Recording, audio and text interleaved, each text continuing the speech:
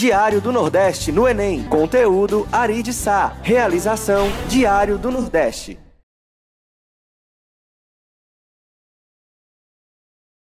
Olá pessoal, eu sou o professor Olavo Martins, professor de Linguagens e Códigos, especificamente a gramática da língua portuguesa aqui no Ari de Sá. Nós vamos resolver questões inéditas agora na nossa parceria Ari de Sá, Diário do Nordeste, no encarte do Diário do Nordeste. E eu queria que você agora fosse para a questão de número 12, tá certo? Vamos verificar a questão de número 12, é uma questão proposta. Vamos resolver agora questões propostas. Mas antes disso, eu queria que você percebesse a participação fundamental da gramática na prova. Queridos, há uma média de 15 questões ao longo do chamado Novo Enem, desde 2009, o Novo Enem, 15 questões em média abordando gramática, linguística e na mesma questão, a questão de gramática com viés linguístico tem base sociológica, filosófica e textual. Então, na verdade, há um erro muito grande quando alguns pensam a gramática está apenas diluída no texto, a gramática não existe, e não é verdade. Questões com conjunções, questões com orações subordinadas, com carga semântica das preposições, dos elos coesivos, preposições, conjunções, ou seja, uma gramática forte, presente a cada vestibular, e nós vamos verificar isso no plano linguístico, no viés linguístico, na presença constante da gramática. Legal? Vamos para a questão? A questão de número 12. Meu destino. Nas palmas de tuas mãos leio as linhas da minha vida, linhas cruzadas, sinuosas, interferindo no teu destino. Não te procurei, não me procurastes. Íamos sozinhos, por estradas diferentes. Indiferentes, cruzamos, passavas com o fardo da vida. Corri ao teu encontro, sorri, falamos. Esse dia foi marcado com a pedra branca da cabeça de um peixe. E, desde então, caminhamos juntos pela vida. Enem, queridos, em gramática, em linguagens e códigos, é plenamente detalhista. Você tem que perceber o contexto, você tem que observar o detalhe, você tem que dar uma atenção especial à fonte e ao comando da questão, porque em muitos casos isso é decisivo. A gramática que aqui é colocada é uma gramática reflexiva, é uma gramática linguística, é uma gramática textual, para que você possa entender que a gramática normativa ela está presente sim no Exame Nacional do Ensino Médio. Observe o jogo de palavras, observe a profunda polissemia do grego poli, vários, e sema, significados. Portanto, questão de polissemia é questão certa na prova do Enem. Todo ano a gente observa uma frequência de, no mínimo, 5 questões com abordagem polissêmica. Há o detalhe aqui da pontuação, que também é gramática, pontuação e acentuação é gramática, cobrada inclusive na redação. A gramática na redação tem um valor de 40% da prova, competências 1 e 4, não é? Concordância, regência, crase, colocação pronominal, pontuação, acentuação, isso é gramática pura. E aqui nós vamos encontrar, por exemplo, o recurso das reticências. As reticências têm um peso decisivo, muitas vezes para dizer naquele texto que essa pontuação vai direcionar o leitor a uma infinitude, ao não término, à eternização daquela ação ou daquele sentimento. Muitas vezes as reticências falam da nossa indefinição diante das ações, então não é uma pontuação qualquer, é uma pontuação de valor interativo, de valor textual. Observe, na estruturação do texto, o que é que se destaca? Olha como o comando é definitivo e é definidor. Ele diz, ei, é estrutura. E a estrutura a gente sabe que é feita a partir de aspectos linguísticos gramaticais. Verbos utilizados, pontuação utilizada, forma utilizada. E o que se destaca nessa estrutura? A letra A diz, utilização de um léxico prolixo e prosaico. O objetivo do texto não foi bem esse. Não foi aquilo que se destacou, o lado prolixo, a chamada retórica prolixa, a legorreia ou verborreia. Não, não foi exagerar na linguagem, porque esse exagero do formalismo a exacerbação do formalismo acabaria prejudicando a compreensão textual. Hoje em dia, os textos devem ser objetivos, claros, concisos, coesos. Então não pode ser a prolixidade, não pode ser o traço prosaico. A letra B diz ordem direta dos termos. A ordem direta não confunde ninguém. Diferentemente do hino nacional, que diz ouviram do Ipiranga as margens plácidas de um povo heróico brado retumbante, o hino está na ordem inversa. O hino não segue a linha direta de sujeito, verbo e complementos. Sujeito, verbo e complementos. Ordem direta. Isso facilita a compreensão. E o texto facilitou a compreensão na ordem direta. E além da ordem direta, o uso da polissemia. Repito, poli, vários, sema, significados. Os vários significados que um vocábulo tem dentro do contexto, isso é dicionarização, isso é gramática. Lembrando que a polissemia do Enem pode ser sinonímica, antonímica, paronímica, podem surgir as formas variantes da competência 8 e da habilidade 25, Enem. Cuidado com isso daí, hein? Polissemia é muito abrangente. Sinonímia, antonímia, paronímia, forma variante, cuidado com as polissemias. Aí está o gabarito da questão de número 12. Proposta. Ordem direta dos termos e o uso da polissemia. Ok? Nós vamos continuar a passar adiante e trabalhar a questão agora de número 18. Resolvemos a 12, vamos agora para a de número 18. Me acompanhe? Olha a 18. Note que é propaganda. O Enem, queridos, ele adora o contexto da propaganda. Propaganda é formato textual que nos acompanha diariamente, cotidianamente. Entra na sua casa, entra nos nossos lares, sem pedir licença. Está lá a propaganda. Ou no outdoor, ou no folheto publicitário, veiculada na mídia, nas redes sociais. E a propaganda tem duas características assim basilares. Primeira característica, a função apelativa. Ou seja, é a tentativa de convencer o consumidor, de induzir, de seduzir para aquela ideia, para aquela compra, para aquele consumo. A função apelativa é decisiva. Mas, além disso, tem um recurso gramatical nas propagandas, que é o verbo no modo imperativo. Observe que a propaganda diz, beba Coca-Cola. A propaganda diz, vem para a caixa você também. Há uma propaganda antiga que era assim, compre batom, seu filho merece batom, do Batom Garoto. Ou seja, as propagandas tentam convencer através do recurso linguístico, da ferramenta gramatical, que é o verbo. Verbo é classe gramatical, é gramática pura, só que trabalhada de uma forma lírica, lúdica, sociológica, linguística na propaganda. Vejamos, aqui a gente tem o it, que é esse chocolate, né, da Garoto, it, coco, né? Chocolate da Garoto. Você nota que tem a calda de chocolate, tem o coco ao lado aí que vai formar genialmente o sabor desse chocolate. E a inscrição diz simplesmente uma porção de aí vem o traço interjetivo, coberta com um monte de uau. Olha a ideia, o e o uau. Interjeitivos, ou seja, a ideia não é só através das aspas e da exclamação, da interjeição, mostrar qual é a sensação de alguém que ousa provar esse chocolate inigualável. Mas veja que a disposição do texto, as linhas que foram colocadas, a linearidade do texto, esse traço curvilíneo do texto, mostra talvez o percurso do chocolate na pessoa, mostra a oscilação que acontece quando há o contato com o chocolate, os sabores ou o sabor que é provocado em você, consumidor, e a plasticidade dessa imagem, aquilo que a empresa, aquilo que a propaganda tentou passar para o leitor é genial.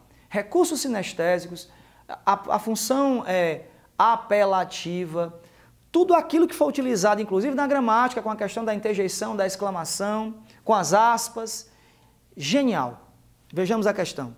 Em um texto publicitário, predomina a função conativa ou apelativa da linguagem.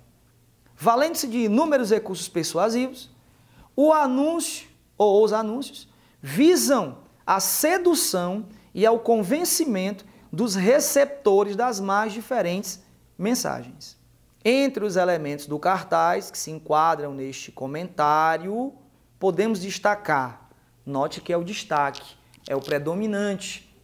O Enem trabalha com a ideologia do chamado distrator.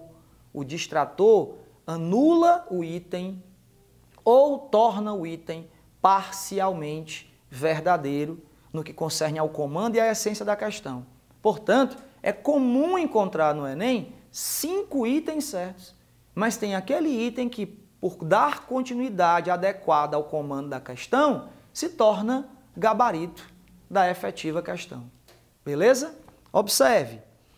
Recurso de persuasão, função conativa, a função apelativa, a ideia da sedução, do convencimento. Olhando tudo isso, vamos ao gabarito. A letra A, desvalorização do padrão formal da linguagem por ser um texto de largo alcance. Não é verdade. A propaganda é de largo alcance e ela não tem que ter o padrão formal, muito pelo contrário. Fugir do padrão é inovação em muitas propagandas. A B, utilização recorrente de marcadores de oralidade por ser um texto técnico. Acho que há um contrassenso aí. Texto técnico com marca de oralidade, peraí, o termo técnico, o texto técnico vai se revestir, logicamente, de algo que é tecnicista, de algo que é formal, de algo que é padrão, e não de marcas de oralidade. A C diz, caracterização do produto a partir dos ingredientes do qual ele é constituído. Eu teria até a ideia, a tentativa de ver através aqui da calda de chocolate, do coco, de repente os seus componentes, os seus ingredientes, mas não é o foco da questão. A questão diz que no anúncio publicitário, que na propaganda, na função apelativa, houve claramente um recurso de convencimento, de sedução e o recurso que se destaca. Olha aí o que ressaltou o comando. A letra C já não pode ser caracterizada como gabarito. A letra D de dado, uso de exclamações para destacar as qualidades do produto e a da interrogação para um contato sutil com o interlocutor. Olha a interrogação lá embaixo, que de repente passou e a gente não conseguiu perceber que tem uma indagação direta ao leitor. It coco. Para que falar mais? Para que falar mais? Se a imagem diz tudo. Para que falar mais? Se as exclamações, se as aspas, se o recurso linguístico gramatical que foi usado já seduziu o consumidor, se a imagem já diz tudo. Portanto, nós temos uma fusão da plasticidade da imagem nessa propaganda com os recursos linguísticos gramaticais aqui presentes. Gabarito da questão de número 18, anota aí, D de dado, ok? Mais uma questão Enem. Você vai agora passar para a questão de número 20.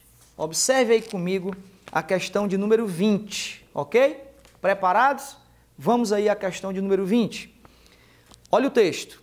Desde a pregação dos jesuítas, somos um povo que adquiriu muito do linguajar católico.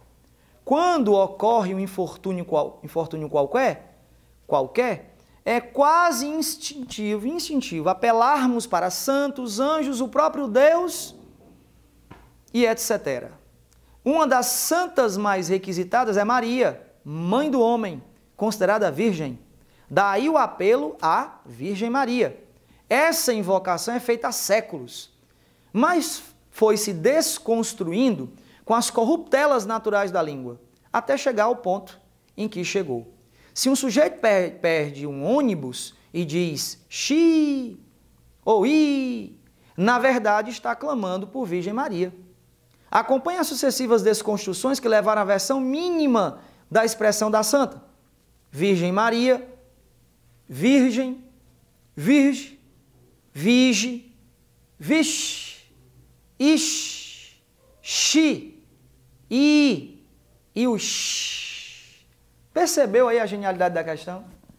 Note que a língua portuguesa, lusitana, associada perfeitamente à polissemia e à semântica da eclésia, da igreja, ela brinca com a expressão Virgem Maria, que é de cunho eclesiástico, e percebe que houve reduções das expressões formais em linguagem lusitana. Um outro bom exemplo e grande exemplo disso é a expressão convidativa vamos em boa hora. Nós reduzimos para um embora. Na oralidade, alguns dizem bora, alguns ainda chegam ao ápice de dizer bó, e isso há uma desconstrução de uma expressão clássica lusitana convidativa, vamos em boa hora. A mesma coisa aconteceu aqui, amigos. Olha aí a jogada com a expressão Virgem Maria. As reduções são tamanhas e são acentuadas que nós temos praticamente no final sussurros, vocálicos ou não, que tentam repassar a ideologia inicial da expressão eclesiástica e linguística. Mais uma vez, língua portuguesa, gramática presente, com desconstrução de morfemas. Essa desconstrução mórfica acabou gerando interjeições, acabou gerando uma expressão inusitada, acabou gerando praticamente um neologismo. Observe agora, o texto propõe uma reflexão acerca da expressão popular Virgem Maria, ressaltado ou ressaltando para o leitor a condição estática da língua, capaz de cristalizar expressões de diferentes épocas. A gente sabe do traço de dogmatização da linguagem. É lógico, né? Óbvio que dá para perceber que a língua portuguesa tem os seus dogmas, tem os seus paradigmas, tem as suas leis imutáveis, a gramática como uma constituição, mas até a Constituição sofre emendas. E a gramática também vai ouvindo, vai se ajustando e vai percebendo a dinamicidade da oralidade e vai incorporando não só a gramática, mas o dicionário da língua portuguesa, vai incorporando também as inovações fruto do usufruto que o falante tem na língua portuguesa. Portanto, queridos, a letra A é absurda, condição estática da língua, não é verdade? A língua é dinâmica, é uma ciência dinâmica, linda, majestosa e que vai sendo alterada para facilitar a comunicação e para que a comunicação seja uma ferramenta de inserção social. A letra B, preocupação dos jesuítas com a língua para uma boa disseminação da fé cristã. Temos um distrator muito forte, né? Ainda que a ideologia seja verdadeira, não foi o cerne da questão, não foi o foco da questão, a questão de pregar e disseminar a fé cristã. Não é esse o objetivo. A letra C, aí sim a gente pode tomar como gabarito. Observe que diz a C, importância do conhecimento linguístico para o entendimento da memória nacional. Quando você chega a uma expressão como embora e você rebusca a sua origem e você percebe, por exemplo, que o embora vem de vamos em boa hora, quando você percebe que o nome piamente vem de pia, pio, que é piedoso, por isso Pio XII, o piedoso, o 12º piedoso do escalonamento hierárquico religioso, aí você começa a entender que o rebuscar é necessário. Quando você entende que profissão vem de pró-fé, professar uma fé, é acreditar naquilo que você faz para melhorar a vida de outrem, aí você começa a entender a essência latina, a entender a origem lusitana, a entender uma das mais lindas línguas neolatinas do mundo, que é a língua portuguesa. E isso é fácil de entender aqui no Aritzá. Verifique que a letra C de casa diz importância do conhecimento linguístico para o entendimento dessa memória nacional. Queridos, a linguagem é patrimônio nacional. Alguns diriam patrimônio imaterial. Alguns diriam patrimônio linguístico. Perceber uma sociedade através do que ela fala. Perceber o homem, sociologicamente falando, a respeito do que ele defende, essa é verificação de prova Enem. Beleza? Então entendamos a questão de número 20, patrimônio linguístico, preservação dessa ideologia nacional lusitana aqui no Brasil, linguagens e códigos, questão de número 20, letra C de casa. Tá bom? Abraço carinhoso a todos, espero que tenhamos compreendido todas as questões, espero ter contribuído para a sua vitória, para a sua aprovação. Um abraço. Diário do Nordeste no Enem. Conteúdo Ari de Sá. Realização Diário do Nordeste.